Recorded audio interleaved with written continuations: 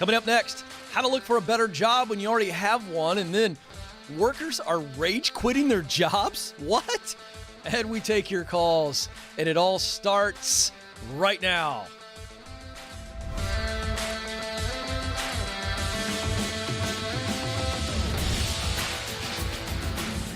All right, welcome to the Ken Coleman Show. We're coming to you live from our Ramsey Solutions studios in Nashville, and you've joined a conversation between me and you, and it's about you, specifically your purpose. And we're going to look at your purpose in your work because I believe you were created to work. Some of you are going, oh, yuck, man, I hate my job. Work is awful. It's just something I got to do. I get that. That's what a lot of people think about work because we've been conditioned to believe that about work. But what if I told you you were created to contribute, to make a difference in this world? Now you would agree. I know you would, no matter how awful work has been or how boring it's been or how unfair it's been, whatever. You would agree with that statement because you know it deep in your soul. So we're going to help you figure out what you were created to do, where you can do it, and how you go about getting there so that you move from paycheck to purpose. We're going to show you the clear path to work you love, work you were born to do. There's 7 stages. We'll walk you through the 7 stages, and you can do this, and you must do this. 844-747-2577 is the phone number to jump in. You can also submit your questions via the chat room. Doesn't mean I'm going to get there, but Madison, the producer, and Trevor, the YouTube guru, they're always watching that chat room, so be kind, be nice. We won't let you be otherwise. And big thank you to all of you who watch live. Give us a thumbs up, whether you're watching live or later. Subscribe and share, please. We want to spread this message that there's a different kind of talk show out there. 844-747-2577 is the number. Let's first kick off with how to actually look for a better job when you know it's time to leave.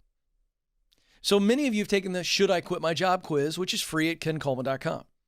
So let's say you get to the point, whether you take the quiz or not, you realize, hey, it's time for me to move on.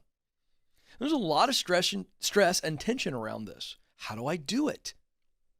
So how do I look for a better job? Let's just simplify this. Let's take all of the emotion out of it, and let's just be very practical. Do you walk in and tell your leader, your boss, hey, I'm looking for a job? No, but would you believe we get that question? We get that question. Hey, I mean, should I tell them I'm not going to be here long term? No. Now, the reason we get the question is because you are good people. You're honest people. And so when someone asks that question, what is underneath that question is they feel as though they're being dishonest. I'm not going to stay here. I feel like I got to tell them that I'm leaving. No, you do not. You tell them you're leaving when you're leaving. That's what's called a resignation. I'm resigning. So you are being honest. You are being transparent. It's called a resignation letter. But don't go up to them and say, hey, I'm going to be quitting in the future. Just want to let you know. Because you know what they might do? They might say, well, today's a good day for you to quit. Are you kidding? Whoa, wait a second. I'm not ready to quit. Well, you told them. And so their feelings are hurt. They're ready to move on. This could happen. You tell them you're leaving when you're actually leaving. 2-week resignation letter is a standard. You can do more than that if you feel that's necessary. That's your call. But number one, you don't tell them until you've actually accepted and move on. Now, how do you look for the job? Don't look for the job on their time. Don't look for the job on their time. Don't get paid to look for a job. If you're sitting in the office and you're scanning job boards, I'm telling you that's wrong. I'm not trying to beat up on you and tell you you're a bad person. I'm just telling you, don't do that. Don't do that. Don't go for job interviews on the clock.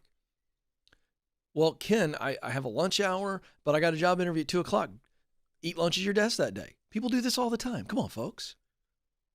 If you get an hour every day for lunch, you can adjust your schedule. You've done that before. If you got to take paid time off, do that if that's the only way you can do it. But don't act like the only way for you to do a job interview is during work hours and you're basically being paid to look for something else. Don't do that.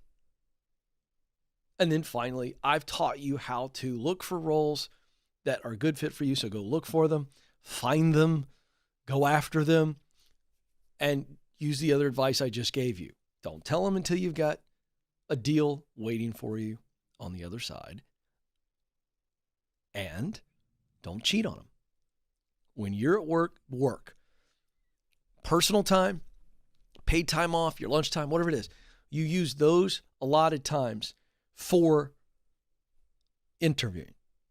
And just do it the right way. Do it the way you would want someone to do it to you. And you're always going to leave with a very clear conscience.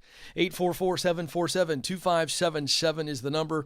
844-747-2577. Let's go to Memphis, Tennessee, where Justin awaits. Justin, you're on the Ken Coleman Show. Hi, Ken. Hi, Justin. What's going on? Yes, sir. Well, we actually spoke about a year ago. I think I was given the name Clark Griswold. You may remember me. I remember calling somebody Clark Griswold, and that's got to be you. And why did I call you Clark Griswold? Remind me. I'm the guy that just wants to light up a room. There we wants go. the best for everybody. Yes, the great experience for everybody. Everybody's got to have the greatest Christmas of all time. Yes, sir. Yeah.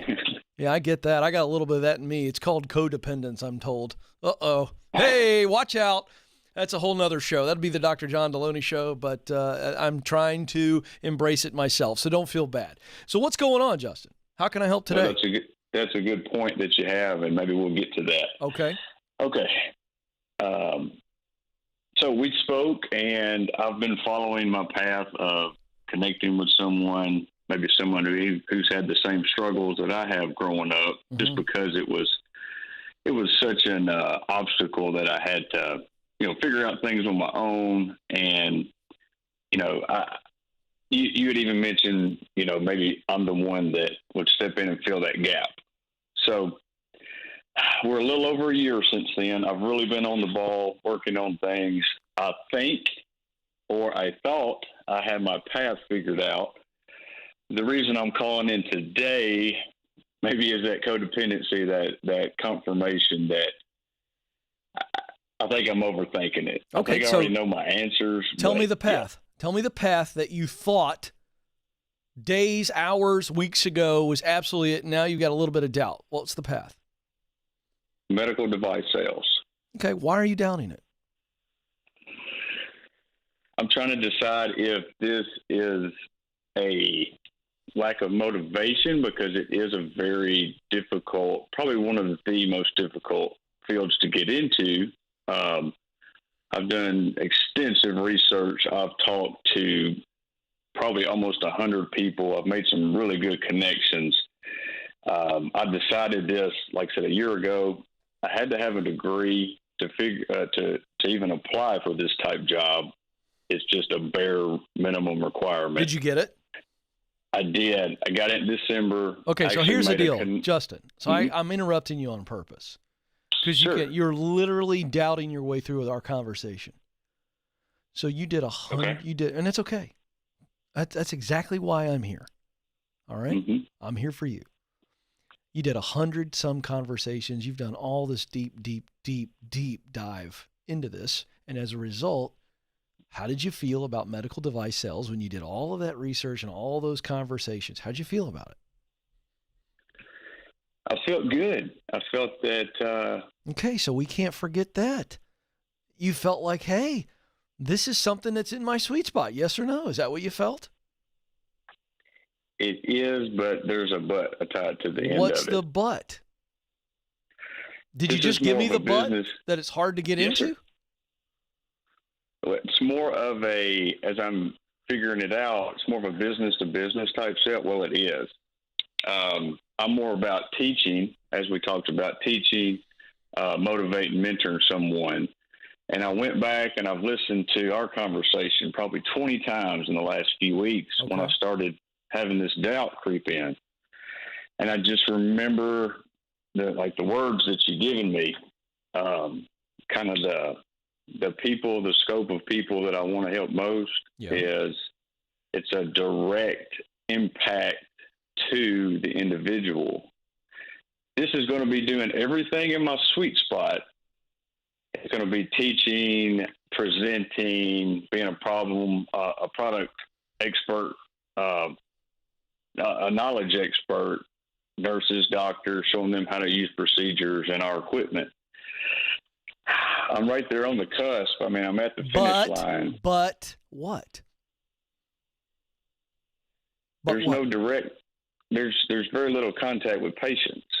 But that doesn't matter, because your contact is with the doctors who are influencing the patients. So you're doing all this teaching. You just laid out all these things that you actually want to do in your sweet spot, and you're getting hung up on the fact that you're not going to be talking to patients.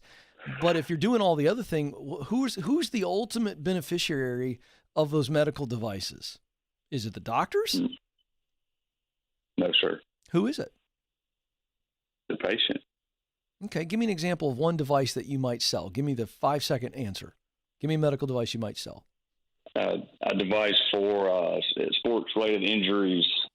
Okay, so a device that helps sports-related injuries. When you sell that to a doctor and you sign on the dotted line, he or she signs on the dotted line, and you get in the car in the parking lot and drive away, what is the result that you know you have just helped make happen in the future for somebody? What is the result? I've helped them improve their life where they can get back on track to achieve their goals and dreams. That's pretty freaking awesome. Feels like you're just missing the chip that you realize, wait a second, these medical devices are changing people's lives. You take a kid or a college kid whose whole goal is to make it to the NFL or to the NBA or the major leagues or whatever, and they get hurt in college and they feel like their dream is gone. And they're devastated emotionally. And then they are the beneficiary of a device that they didn't even know existed until they needed it. And it gives them new life, gives them restoration physically so they can keep going. And who knows what untold good they're going to do, all because of a device that you sold to somebody.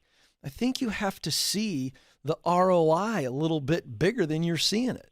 And I think you're going, I want to mentor people. And so my challenge to you today is, medical sales is in your sweet spot. You've told us that multiple times today. What you're getting hung up on is, wait a second, I really want to pour into somebody. I'm doing all the teaching, the instructing, all that to the doctors, but I want to do some additional pouring in of people. Am I on it? Yes, sir. So do that outside of work. Okay. Go to the YMCA, go to some inner city church that's serving young people, or start coaching a ball team or something where your whole purpose is just to pour into young men or whoever it is you want to pour into. It doesn't all have to happen during the 9 to 5. That's what I'm sensing for you. And I think if you can do both, and I think you're going to be so fulfilled you won't even be able to describe it. You might even float. Mm-hmm. Am I right? You're exactly right. And also, who says you have to? I go teach a senior. I've been for 3 years teaching a senior group, seniors in high school, at a local school. They don't. That's not like that. That's not like my normal job. I do that in addition. Right. You see what I'm saying? It's like you gotta know that you've got a sweet spot that's pretty big. And so we've got the vocational side of it. That's and then we have where I'm getting at. Mm-hmm. Right. So my point is go do it outside of the job. Be in your sweet spot in the job, be in your sweet spot outside the job. Stop thinking about this. You're a good man. Well, you're a good man. Thank you. So go do it. Can I touch on one quick point you just mentioned? Real quick, because I got to get to somebody else. Everybody else is waiting on you, man. What's going on? Okay. What is it? Well, the sweet spot, as you said, I have a wide range, and if this is tough to get into, I've poured all my attention into it. It's not happening as quick. Well, go find something else. Go find something else. Go find another product. Go find another product or another industry where you can sell and feel tremendous connection to the product or the service. That's all. I'm overthinking it. You're right. way You're right. overthinking it, brother. And that's okay. You understand what I'm saying? Like, I get it. But what you're doing is you're thinking too hard about the specifics instead of thinking about the big picture. Yes, sir. If I'm going to sell something, I want to sell something that I believe in. And the reason I believe in it is because I see the actual effect. I see the finished result, and I'm connected to the result. That's why, Justin, I teach talent, what you do best, as a tool. Passion. This is just the work itself. All work creates a result. Now we got to do work that creates a result that matters deeply to us. That's mission. Talent, passion, mission must be in alignment. I use what I do best, talent. To do work I love, passion. To accomplish results that matter to me deeply, mission. Get them in alignment. Stop overthinking it. The reason I created that 3-step process, those 3 indicators, for people to go, oh, I don't have to overthink it. Ken's already given me the formula. I just got to plug in the information, man. This is easier than Algebra 1. You know how I know that? Because, Joe, I dropped Algebra 1 in college 6 times. Thank you very much. Whoever created algebra has made it all too difficult. 3 indicators. 3, folks. Listen to me. Talent, hard skills, soft skills. What you do best. Think of those as tools. I got a wall full of tools. Let me tell you something, Joe. You love tools. Boy, oh boy, does Joe love the power tools. Hey, Joe, why do really great tools matter? In your words, tell these folks, why do really, really good tools, why do you buy really, really good tools, Joe? So your work comes out really well and it takes less time. So we want to work with our talent because Joe just said that it makes the work easier. It makes it better. Hello. Come on, folks. This is not complicated, but I'm going to review it because some of you are overthinking it, and I've given you the formula. Nathan, we got to create a graphic for this at some point. It just hit me. By the way, we're creating this for the assessment, so I think we can pull this. Doing a little live meeting, folks. Like sometimes I have a meeting while we're on the air. I want you to be able to see this visual, and we've got a visual that I think we need to get to you, and let's put it on the screen next time. But here's the deal. Talent plus passion. Here's the formula. No algebra. Simple addition. Passion. Work I love. I love the work. I love speaking. I love writing. I love creating content. I love coaching people. I love the work. And it's nothing to do with how many people listen to my show or how many people follow me on Instagram. Doesn't matter about that at all. I got the juice right now. I love it. And everybody out there has work that they look forward to. They think about the work and their heart goes, and they get in the work and the heart goes, that's high emotion. And then you don't want to quit the work. You love the work. You're looking forward to getting back to it again. That's high devotion. Folks, come on. This is in your heart. This isn't some mystery. So that's work I love to do just for the love of the work. I love the work. Now, the last piece. Talent plus passion. Talent, what I do best.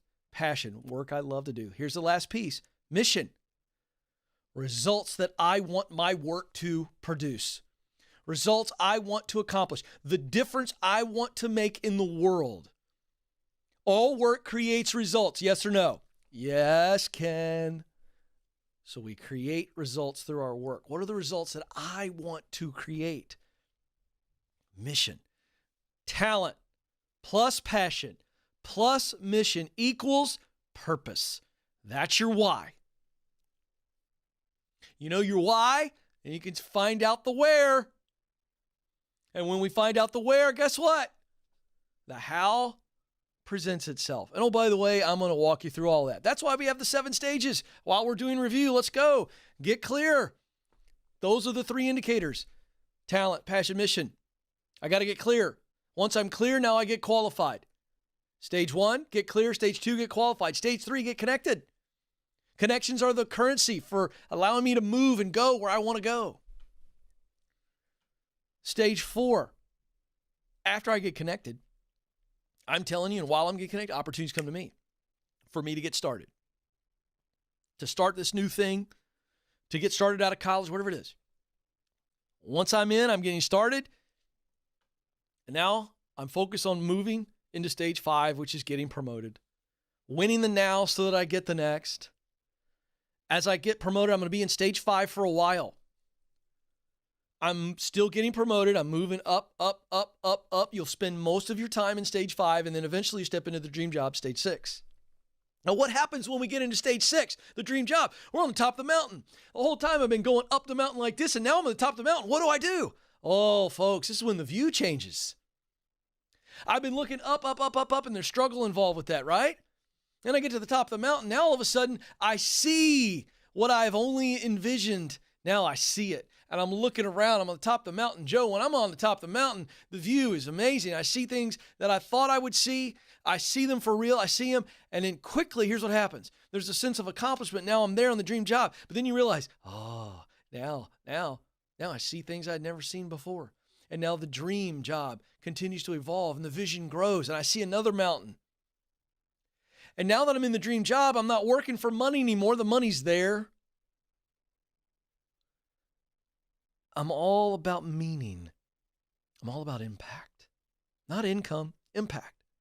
And I'm in stage 7 the rest of my life, giving myself away. Now, I will continue to, in some ways, repeat those stages. I'm on the top of the mountain. Guess what happens, Joe? I'm on top of the mountain. I got to get clear. What's the next mountain? I'm in the dream job, but what do we do next? When you and I, we both stepped into our dream job together. You know that? Yes. We haven't talked about that really. September 11th, 2017, you and I officially started the dream. Yeah. We got there. But we didn't just go, okay. That's when the real work started. Yeah, it's not sun tea and sunflower seeds and kicking back on the lawn chairs. We saw something we'd never seen before. We saw something that we dreamed about. We saw something that we walked together towards. But now it's like, hey, what's next? What's next is to help more people, more resources, and the show is just a part of it. The vision expands. And so we are at the point now, Joe and I, we are giving ourselves away because now we're not working for income. It's about impact. So just a quick review there. That's why all this stuff makes a lot of sense because I've walked it. And now I'm trying to give it away to you. 844-747-2577. All right, little teaching there. You never know where I'm going to get off on a tangent. But let me tell you something. What I just shared, that's a gift. Rewind it. Send this to your friends and family that are struggling. Have them watch it. I just unpacked the secret. And it's not a secret. It's attainable. It's extremely practical. All right, let's go to Fernando in Charlotte, North Carolina. Fernando in Charlotte, North Carolina. Oh, my gosh, folks, there it is. It's live. Fernando, you're on the Ken Coleman Show. Hey there, Ken. How you doing? Man, I'm living the dream, just trying to learn how to say North Carolina. You know how it goes. It's funny you didn't mess up on my name. You messed up on the state. Yeah, I know. Well, your name led me to say that it was the Fernando. It's so fun. By the way, that's a great name, by the way. I hope you appreciate how fun that name is to say. I really enjoy it. Thank you. So my question is, I'm currently working as an IT auditor, but I believe I kind of want to move into a more developer type role. But my question is, how do I know when I've identified the proper role for myself, given that I thought I wanted my current role?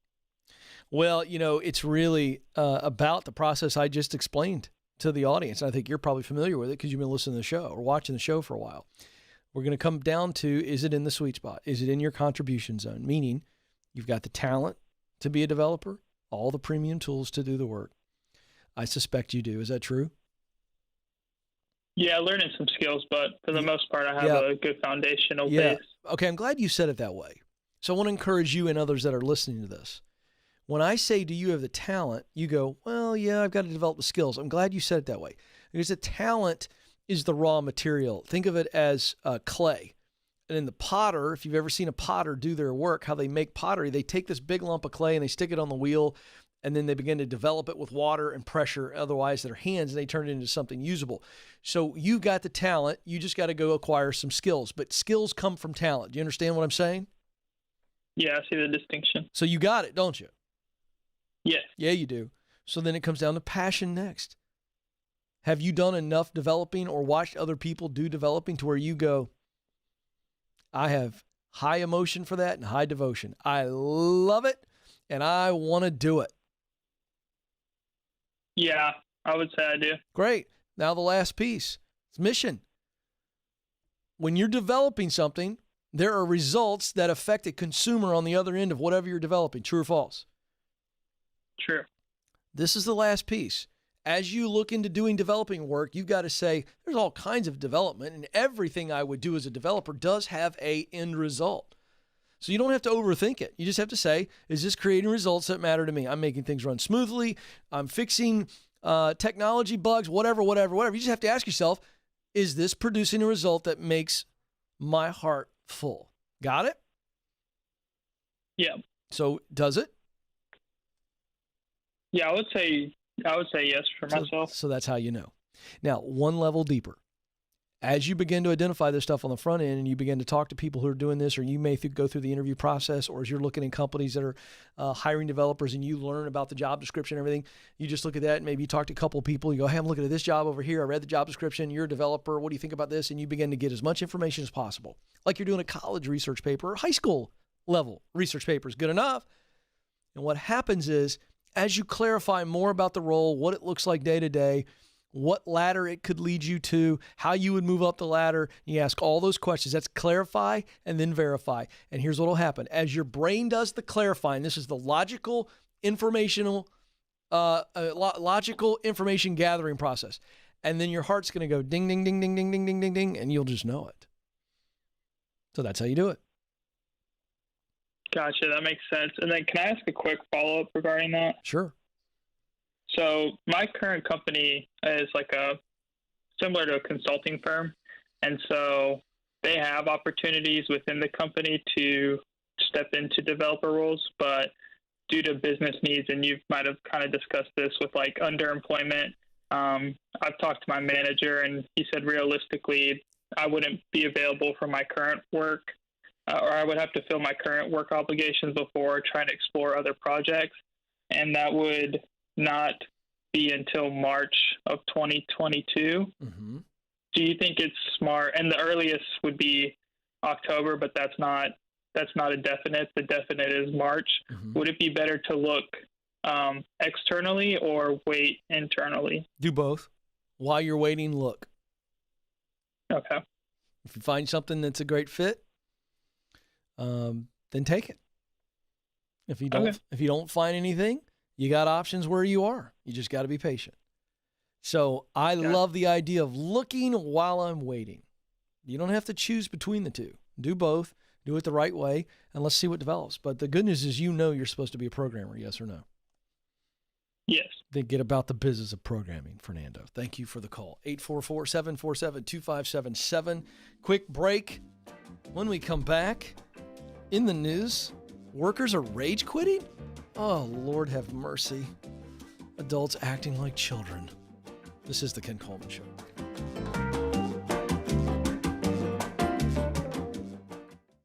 Our world is changing, but so are we.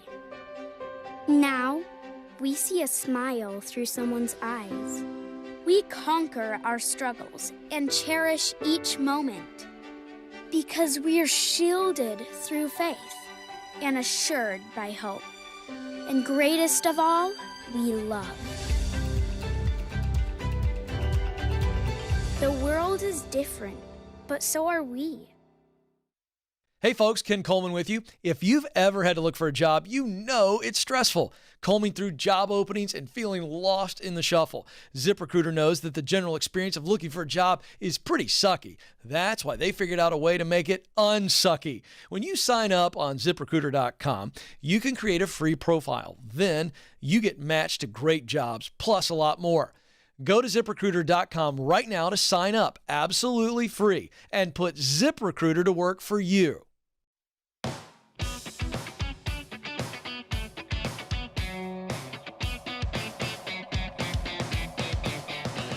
Welcome back to the Ken Coleman Show.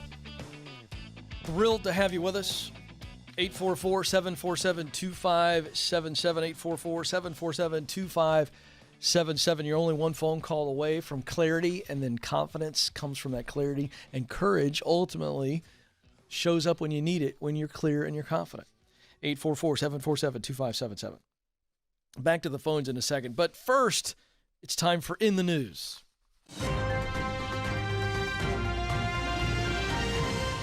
Headline from the New York Post. Workers are rage quitting. Crappy jobs. Oh, gosh. I don't know why this amuses me. Because, I love a good headline. I think Madison's trained in headline writing. Did you ever take a headline writing class in college? She did? Okay, you did. Anybody else in the control room do that? All right. So I don't have her on the headphones right now, but at some point, I think it would be fun for us to do a little thing on what they teach about headline writing. And I can make that relevant. But anyway, I saw this and I thought, this is a good headline. Workers are rage quitting crappy jobs.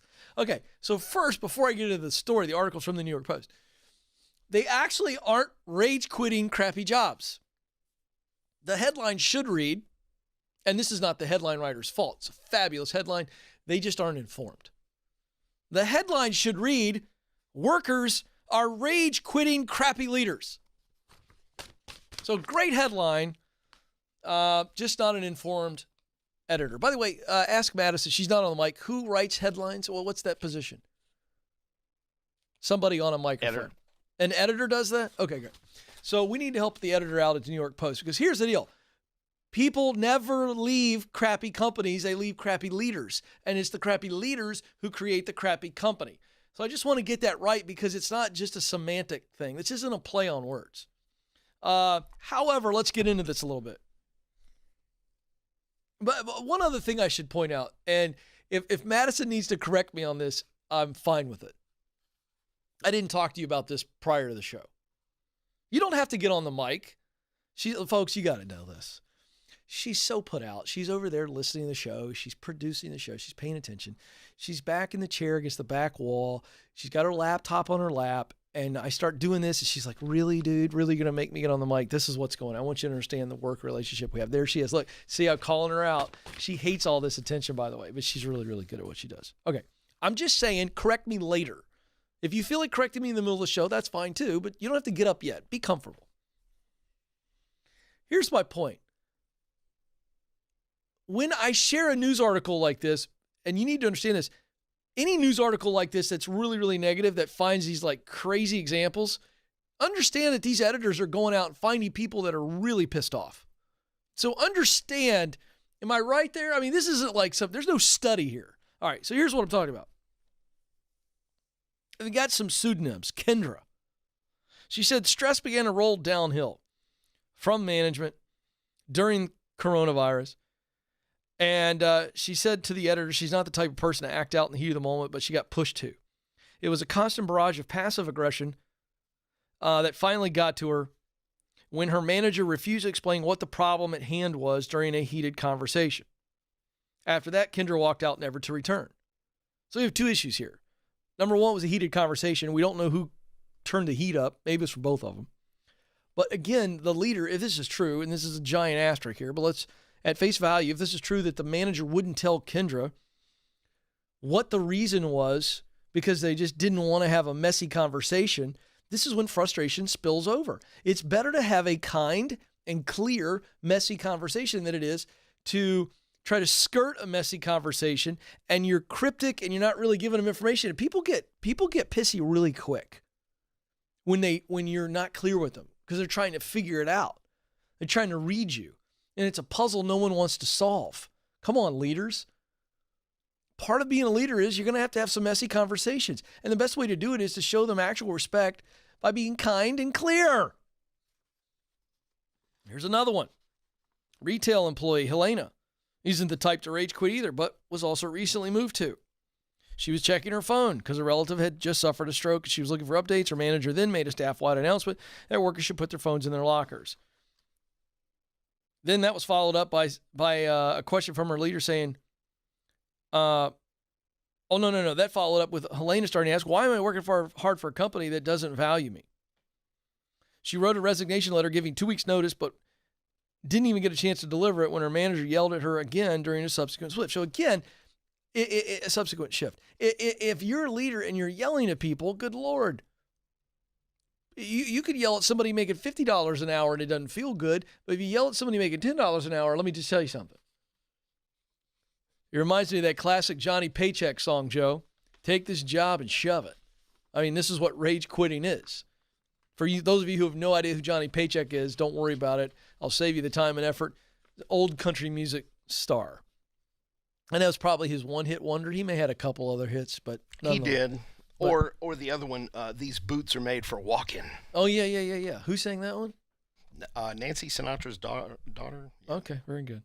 So the point is that you gotta make people feel valuable, because when they're in a lower paying job that is very difficult, that's not in their sweet spot, you want to retain people in a job that's not in their sweet spot, but everybody knows it's like a rung on the ladder.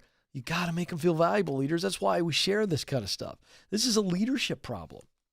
But I would also say that this headline is well written. Nothing in here was rage-inducing at all. So I want to make a further point, because I'm a big believer in what you put in your head, what you read, and how it affects you. None of this was rage quitting. Both of these examples in a rage quitting article, there was no rage, Joe. Nobody hit anybody. Nobody broke anything. Nobody set anything on fire. They both just quit. So careful of headlines. These headline people, they know what they're doing. 844-747-2577 is the number. That is going to do it for me today. But remember this, you matter, and you do have what it takes. Thank you so much for joining us. Until next time, this is the Ken Coleman Show. Press on.